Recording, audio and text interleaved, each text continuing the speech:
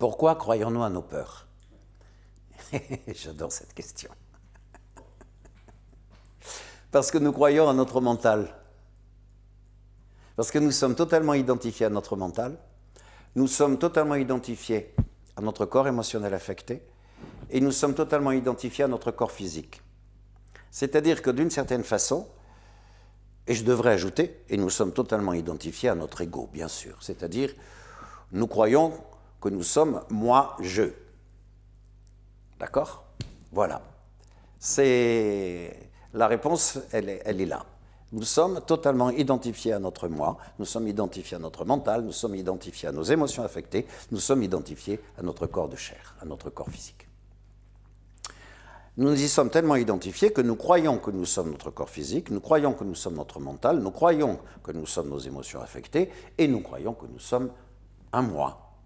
C'est-à-dire, je pourrais dire, je crois que je suis moi et vous croyez que vous êtes vous. Vous voyez? C'est ça. Voilà. Donc, nous croyons forcément à nos peurs. Alors vous allez me dire, mais pourquoi forcément? Il y a une logique là-dedans.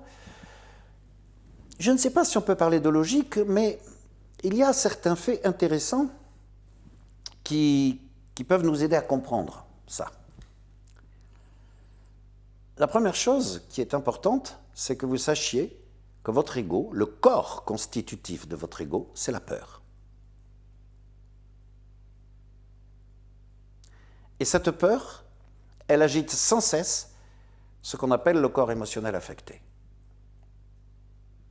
Le mental puise sans cesse dans le bouillonnement de ce corps émotionnel affecté qui bouillonne. Voilà, il y a des bulles qui sortent, il y a des vapeurs, il y a des... Voilà. Et l'ego, il se saisit de ces vapeurs.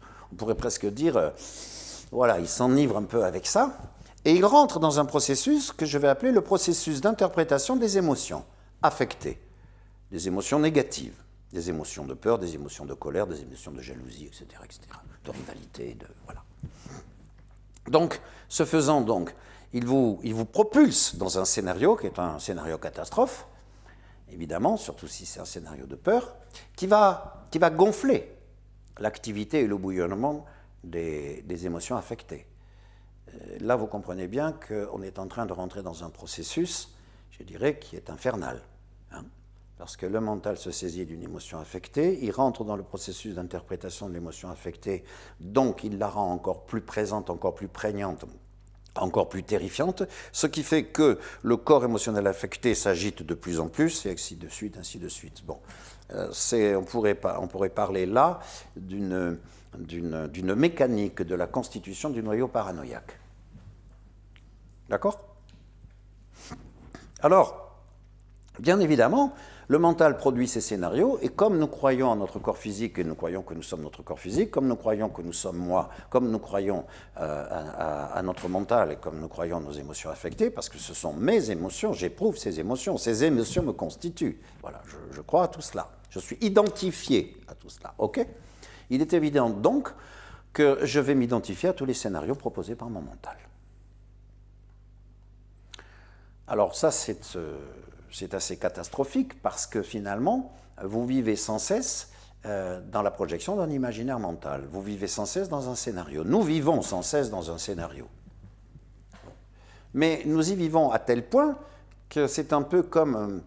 vous connaissez dans les nouvelles technologies, il y a eu la fabrication de ce casque virtuel dans lequel vous faites un voyage virtuel, auquel ça vous paraît tellement vrai, tellement que vous vous identifiez, que vous y croyez. D'accord? Bon. Eh bien, écoutez, je vais vous dire une chose, en réalité, vous n'avez pas besoin du casque. Ce n'est pas la peine d'aller dépenser de l'argent pour acheter ce casque. Non, n'achetez pas ça. Parce que vous avez un mental qui vous enferme, comme un casque sur la tête, dans les scénarios qu'il vous propose et auxquels vous croyez. Ce qui fait que vous vous baladez sans cesse dans un rêve. Tant que je suis dans le rêve d'individualité dont parle Betty Lajoie, vous savez, cette femme canadienne qui a vécu cet éveil magnifique, elle a écrit un très beau livre qui s'appelle « Dans la fraîcheur de l'instant ». Voilà. Tant que nous croyons à cela, nous nous baladons dans un rêve. Et nous ne le voyons pas, bien sûr.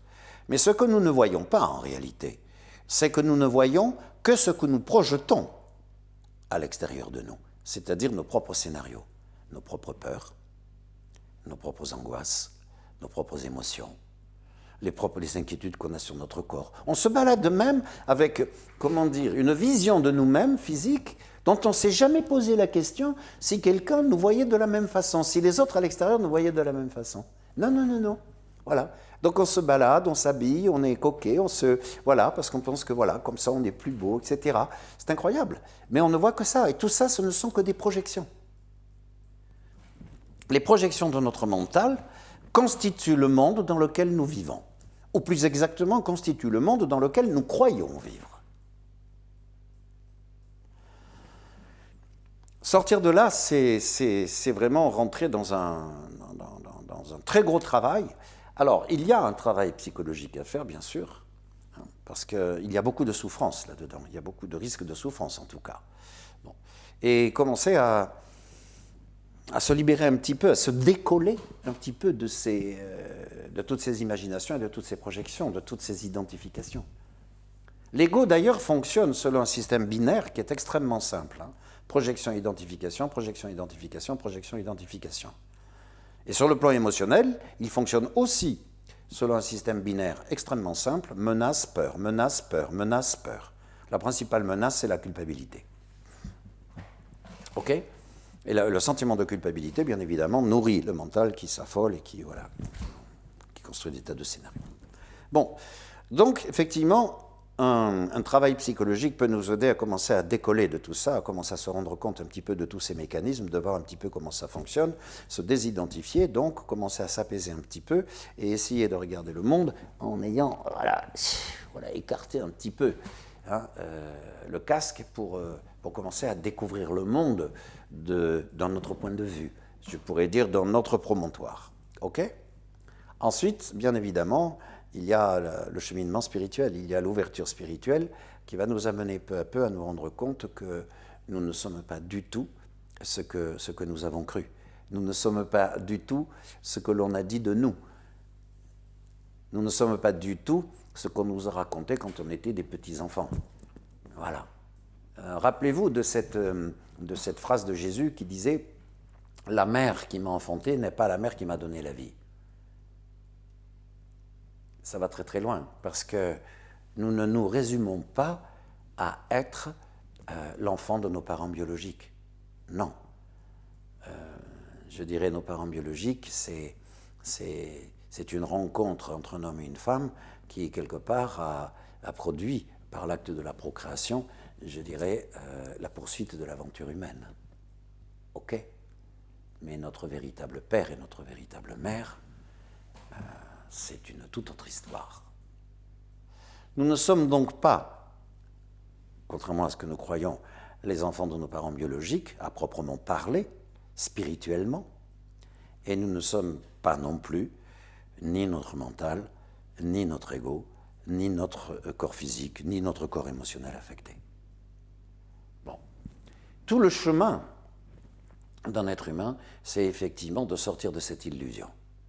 C'est de sortir de cette illusion et de se rendre compte qu'il est bien autre chose, et d'aller à la rencontre de cet être magnifique qui gît dans le tabernacle de son cœur, et de découvrir peu à peu qu'en réalité, il a toujours été, et il sera toujours un temple de l'amour, qui ne demande qu'à se dire, qui ne demande qu'à se dévoiler. Voilà, c'est ça la grande aventure, finalement. Donc effectivement, ces processus d'identification nous amènent à nous enfoncer dans une vision de nous-mêmes qui est à la fois extrêmement réductrice et surtout qui est une voie sans issue. Il n'y a aucune issue dans le mental. Il tourne en rond sur lui-même. Et il n'y a pas d'issue dans l'ego. Voilà. Parce que l'ego est une illusion. C'est à la fois un grand illusionniste et c'est une illusion. Et c'est une illusion qui nous vend l'angoisse et la peur de la séparation et qui nous vend effectivement toutes les peurs, toutes les émotions, toutes les versions, toutes les identifications au scénario de notre mental et à l'illusion du moi.